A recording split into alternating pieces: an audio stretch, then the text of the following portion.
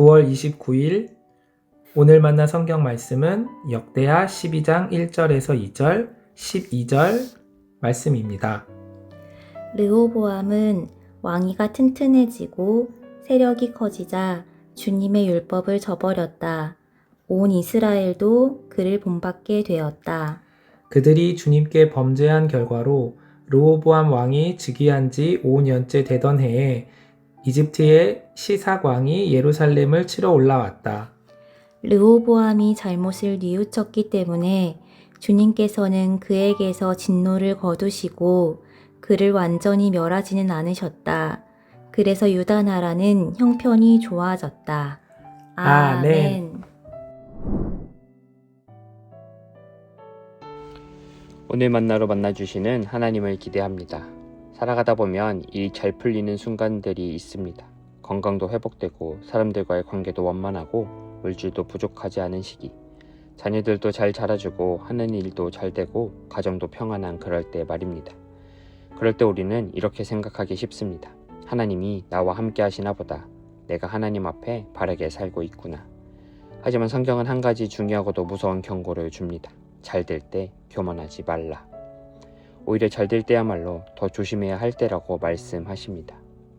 인간의 본성은 참으로 연약합니다. 어려울 때는 하나님을 찾고 매달리다가도 일단 형편이 나아지면 하나님을 잊어버립니다.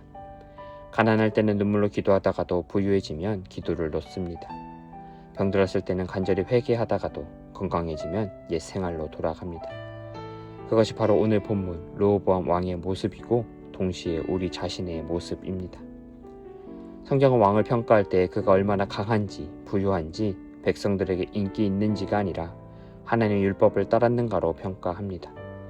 세상은 다른 기준으로 평가합니다. 경제 성장률이 얼마가 되었는지, 국력이 얼마나 강해졌는지, 국민의 삶의 질이 얼마나 향상되었는지를 봅니다. 하지만 하나님의 기준은 명확합니다. 오직 하나님의 말씀에 순종했느냐 그것뿐입니다. 르호보암 왕은 왕권이 완전해지고 나라가 강해지자 하나님의 율법을 저버렸습니다. 초기에는 분명히 하나님을 의지했을 것입니다. 왕위가 불완전하고 북이스라엘과의 분열된 상황에서 하나님께 매달렸을 것입니다. 하지만 시간이 지나고 왕위가 튼튼해지자 자신감이 교만으로 바뀌었습니다. 이제는 내가 할 수 있어. 하나님 없이도 나를 잘 이끌 수 있어. 이런 마음이 생겼을 것입니다. 그 순간 그는 하나님보다 자신을 더 믿기 시작했습니다. 그리고 그 영향은 혼자 끝나지 않았습니다. 온 이스라엘이 그를 본받아 함께 주님을 떠났습니다. 리더 한 명의 교만이 공동체 전체를 무너뜨렸습니다. 이것이 리더십의 무서운 책임입니다. 리더가 하나님을 떠나면 그 영향은 전체로 퍼져나갑니다. 교회에서도 직장에서도 어디서든 영향력 있는 사람이 하나님을 떠나면 그 파급 효과는 상상을 초월합니다. 1절의 순서를 자세히 보십시오. 왕위가 튼튼해지고 세력이 커지자 율법을 저버렸다. 이 순서가 중요합니다. 위험은 어려울 때가 아니라 모든 게 잘 될 때 찾아옵니다. 어려울 때는 사람이 겸손해집니다. 절박하니까 하나님께 매달립니다. 기도도 간절하고 말씀도 붙들고 교회도 열심히 다닙니다. 하지만 일단 형편이 나아지면 어떻게 됩니까? 기도하던 사람이 일상이 바빠지다 기도 시간이 줄입니다. 주님을 의지하던 사람이 성과가 생기자 자기 능력을 믿기 시작합니다. 겸손하던 사람이 인정을 받고 칭찬받자 마음이 교만해집니다. 교회를 사당한 사람이 세상 일이 잘 풀리자 교회를 소홀히 합니다. 이것이 우리의 연약한 본성입니다. 잘 될 때 더 위험합니다. 성공이 독이 될 수 있습니다. 형통이 울무가 될 수 있습니다. 바로 그 순간 주님은 침묵하지 않으십니다. 2절입니다. 이집트의 시삭 왕이 예루살렘에 치러 올라왔습니다. 하나님께서 징계의 채찍을 허락하신 것입니다. 하나님의 징계는 분노에서 나오는 것이 아닙니다. 사랑에서 나옵니다. 우리를 다시 돌아오게 하시려는 아버지의 마음입니다. 그렇게 본문 12절은 참으로 은혜로운 복음입니다. 르호보암 왕이 잘못을 뉘우쳤기 때문에 주님께서는 그에게서 진노를 거두시고 그를 완전히 멸하지는 않으셨다. 그래서 유다 나라는 형편이 좋아졌다. 하나님은 무너뜨리기 전에 돌이킬 기회를 주십니다. 완전히 끝내지 않으십니다. 회개하는 자에게는 회복의 길이 열립니다. 여기서 주목할 점이 있습니다. 르호보암이 완전한 회개를 했다는 기록은 없습니다. 그냥 잘못을 뉘우쳤다라고만 되어 있습니다.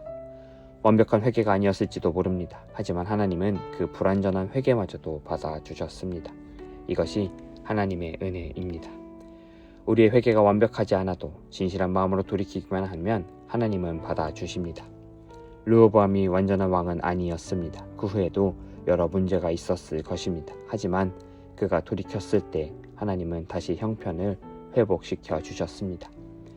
이것이 우리에게 주는 소망입니다. 우리가 실수했어도 교만했어도 하나님을 떠났어도 돌이키면 됩니다. 하나님은 기다리고 계십니다. 오늘 말씀은 오늘 우리를 돌아보게 합니다. 첫째로, 나는 잘 될수록 더 하나님을 의지하고 있는가? 둘째로, 내 삶에서 작은 교만이 자라고 있지는 않은가? 셋째로, 하나님 앞에 지금 돌이켜야 할 영역은 무엇인가? 매일 겸손의 기도를 하십시오. 모든 것이 주님의 은혜임을 잊지 마십시오. 성공할 때마다 감사의 제사를 드리십시오. 좋은 일이 생기면 먼저 하나님께 감사하십시오. 내 능력이 아니라 하나님의 은혜임을 고백하십시오. 정기적으로 말씀 앞에서 자신을 점검하십시오. 일주일에 한 번은 조용한 시간을 가지고 내가 하나님의 말씀대로 살고 있는지 돌아보십시오. 믿음의 동역자들과 함께 기도하고 교제하십시오. 혼자 있으면 교만해지기 쉽습니다. 믿음의 형제 자매들과 함께하면서 서로 권면하고 격려하십시오. 사랑하는 성도 여러분, 르호보암의 실수를 우리의 교훈으로 삼으십시오. 그의 교만을 우리의 경계로 삼으십시오. 하지만 동시에 그의 회개와 하나님의 회복을 우리의 소망으로 삼으십시오. 하나님은 지금도 기다리고 계십니다. 상한 심령과 통회하는 마음으로 나아오는 자를 결코 멸하지 않으십니다. 이 은혜가 오늘 이 자리에 있는 모든 분들 위해 충만하기를 주님의 이름으로 기원합니다. 기도하겠습니다. 전능하신 하나님 아버지, 오늘 말씀을 통해 우리의 마음을 비춰주셔서 감사합니다. 르호보암의 모습에서 우리 자신을 보게 하시고 잘 될 때 교만해지기 쉬운 우리의 연약함을 깨닫게 해주셔서 감사합니다. 주님, 저희가 잘 될수록 형통할수록 더 주님을 바라보게 하옵소서. 스스로 높아져 주님의 율법을 저버리지 않게 하시고 항상 말씀 앞에 겸손한 마음으로 서게 하옵소서. 교만한 마음이 생기면 즉시 회개하고 하나님의 말씀으로 돌아오는 지혜를 주옵소서. 회개할 마음을 주시고 돌이킬 용기를 주옵소서. 주님의 사랑과 용서를 경험하게 하옵소서. 예수 그리스도의 이름으로 기도드립니다. 아멘. 이제 함께 합심 기도하겠습니다. 첫째로 주신 말씀을 기억하며 주님, 일이 잘 될수록 더 겸손히 주님을 찾는 사람이 되게 하옵소서. 교만에 빠지지 않고 하나님의 말씀과 기도에 더 가까이 나아가게 하옵소서. 회개의 기회를 놓치지 않고 항상 주님의 은혜 앞에 깨어있게 하옵소서라고 기도하겠습니다. 둘째로, 해외 선교와 선교사들을 위해서 기도하겠습니다. 전 세계에서 복음을 전하는 선교사들이 겸손히 말씀을 붙들고 사명을 감당하게 하옵소서. 특히 형통한 사역 가운데 교만해지지 않게 하시고 오직 하나님의 영광만을 구하게 하옵소서. 선교주의 리더들이 말씀 중심의 리더십을 세우고 공동체 전체가 하나님 앞에 바로 서게 하옵소서. 모든 선교 사역이 하나님의 은혜로 이루어진다는 사실을 고백하며 나아가게 하옵소서. 이 제목으로 기도하신 후에 개인 기도하시겠습니다.